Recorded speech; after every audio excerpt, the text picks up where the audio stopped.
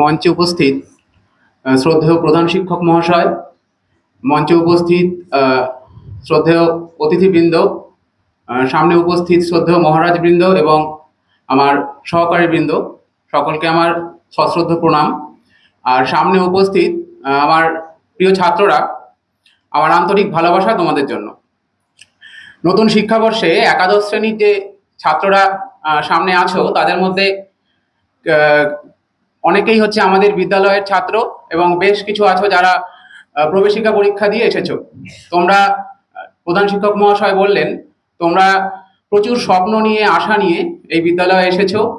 ঠাকুর মা স্বামীজির চরণে আমি প্রার্থনা করি যে তোমাদের সেই স্বপ্ন পূর্ণ হোক, তোমরা তোমাদের যে কাঙ্ক্ষিত লক্ষ্য তার দিকে এগিয়ে যাও।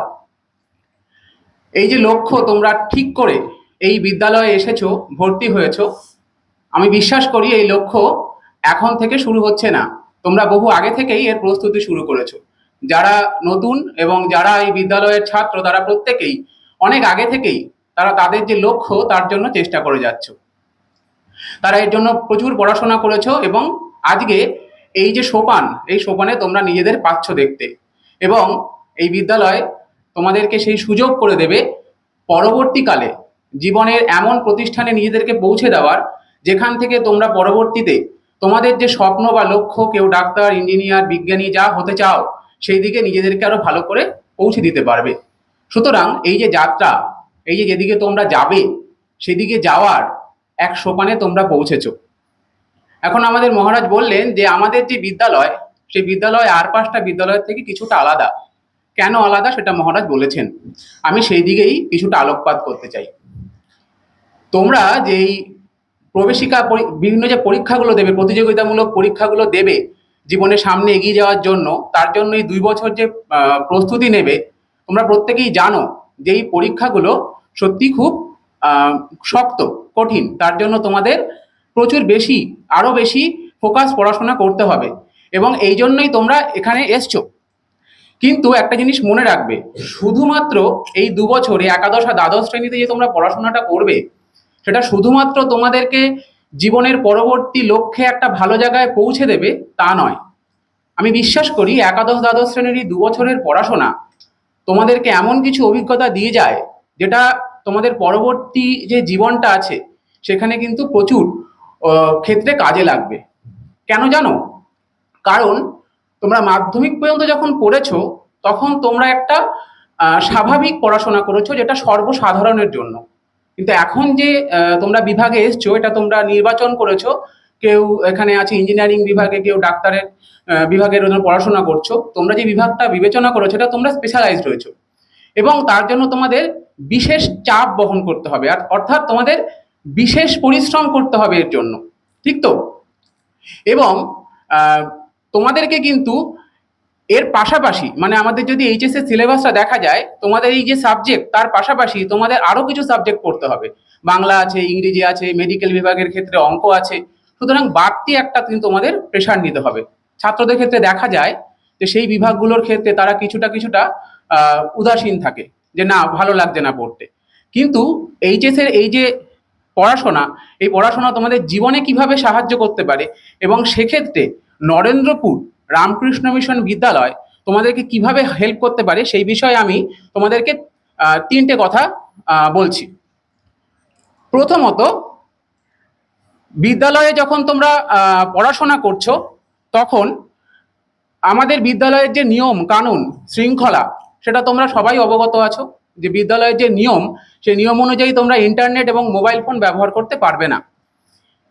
প্রথম মনে হতে পারে, আমি শুধু যারা নতুন তাদের বলছি না, যারা এই বিদ্যালয়ে 5 থেকে পড়ে আসছো, যারা এই বিদ্যালয়ের পরিকাঠামোর সঙ্গে তোমরা অভ্যস্ত, তাদের উদ্দেশ্যও বলছি, এখন মন অনেক স্বাধীন হবে। তোমরা আস্তে আস্তে বড় হচ্ছ, তোমাদের নিজস্ব বিচার বুদ্ধি অনেক বেড়ে যাবে, আরো বেশি সেটা বাড়বে, স্বাধীনতা বাড়বে, ব্যক্তি স্বাধীনতা, চিন্তা বৃদ্ধি পাবে।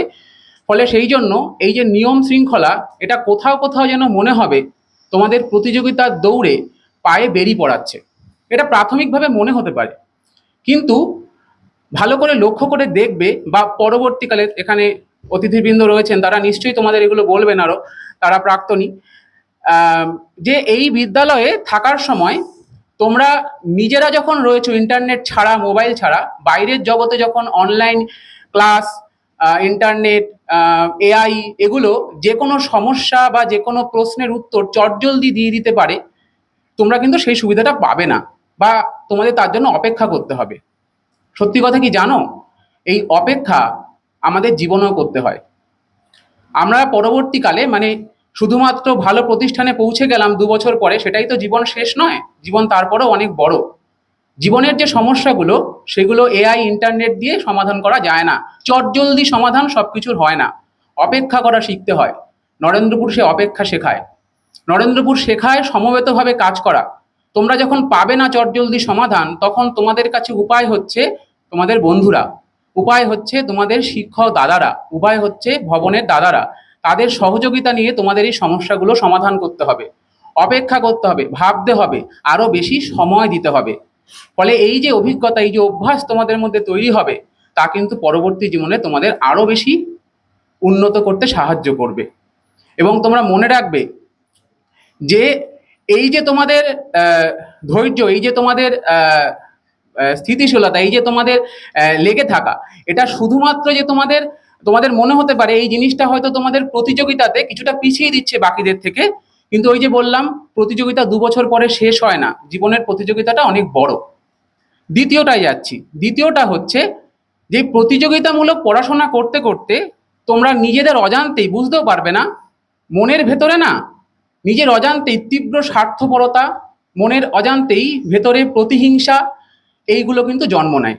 নিজের অজান্তেই তোমার প্রিয় বন্ধুটি ভালো রেজাল্ট করলে তোমার ভেতরে কিন্তু প্রচন্ড হিংসা তৈরি হবে, কোথাও মনে হবে তাকে কিভাবে পিছিয়ে দেওয়া যায়। এটা কিন্তু তৈরি হয়, অস্বীকার করার জায়গা নেই। আমি বিশ্বাস করি নরেন্দ্রপুরের এই পরিবেশে ঠাকুরমা স্বামীজির আশীর্বাদে তোমাদের মনের এই কালিমা থাকবে না। ভবিষ্যৎ জীবনেও তোমাদের এই মন, এই ভালো মন তোমাদেরকে কিন্তু সাহায্য করবে সবার উন্নতির কথা একসঙ্গে ভাবতে, এটা আমাদের মহারাজ কিন্তু বললেন। আর এই জন্যই কিন্তু আমাদের বিদ্যালয়ে এনএসএস বলে একটা বিভাগ আছে। তোমরা এত পড়াশোনার ব্যস্ততার মধ্যেও, এত কিছুর মধ্যেও কিন্তু সেবামূলক কাজে নিজেদেরকে নিযুক্ত করতে হবে। এত কিছুর মধ্যেও খেলাধুলো থাকবে, এত কিছুর মধ্যেও, এত প্রতিযোগিতার চাপ পড়াশোনার মধ্যেও তোমাদেরকে কিন্তু বিদ্যালয়ের বিভিন্ন কাজে অংশ নিতে হবে। এবং প্রথম প্রথম বললাম যে মনে হবে তোমরা পিছিয়ে পড়ছো, কিন্তু বাস্তবে নও, তোমরা আসলে এগিয়ে যাচ্ছ, তোমরা সামনের দিকে এগোচ্ছ। নরেন্দ্রপুর তোমাদেরকে এইভাবে তোমাদের অজান্তেই তোমাদেরকে কিন্তু সাহায্য করে যাবে। আর সবশেষ বলবো, বাকি সমস্ত বিভাগকে শুধুমাত্র যেটা তোমাদের ভালো লাগছে বা যেটা তোমাদের নাম্বার বাড়িয়ে দেবে সেটা নয়, যে কটা বিভাগ আছে, যে কটা সাবজেক্ট তোমাদের আছে, সব সাবজেক্টকে সমান গুরুত্ব দিয়ে পড়া অভ্যাস করতে হবে। কেন বলছি জানো?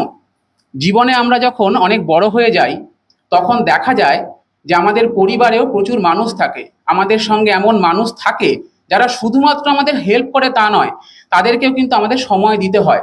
আমরা যদি প্রতিদিন ভুলতে বসি তাদেরকে, যে আমার কাজে লাগছে তাকে আমি নিয়ে যাব, আর যে আমার কাঙ্ক্ষিত যে মানে মানে স্বার্থ সেটা আমাকে দিচ্ছে না, তাকে আমরা বাদ দিয়ে দেব, তাহলে এটা ভালো অভ্যাস নয়। সুতরাং আমাদের সিলেবাসে, কারিকুলামে যা যা কাজ আছে সেগুলো সব করতে হবে, এবং তারপরে আমাদেরকে কিন্তু প্রথম স্থান অধিকার করতে হবে, শীর্ষস্থান অধিকার করতে লাগবে। নরেন্দ্রপুর এটা শেখায়।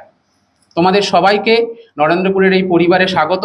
আমি বিশ্বাস করি এরপরেও যদি কোনো অসুবিধা থাকে, এরপরেও যদি তোমাদের কোনো ব্যক্তিগত সমস্যা থাকে, তা সমাধান করার জন্য তোমাদের শিক্ষকরা আমরা রয়েছি, তোমাদের ভবনে হাউস মাস্টাররা রয়েছেন, দাদারা রয়েছেন, সর্বোপরি প্রধান শিক্ষক, সভাপতি সেক্রেটারি মহারাজ রয়েছেন, এবং অন্যান্য শিক্ষকরাও রয়েছেন। তারা তোমাদেরকে সর্বতোভাবে সাহায্য করবে।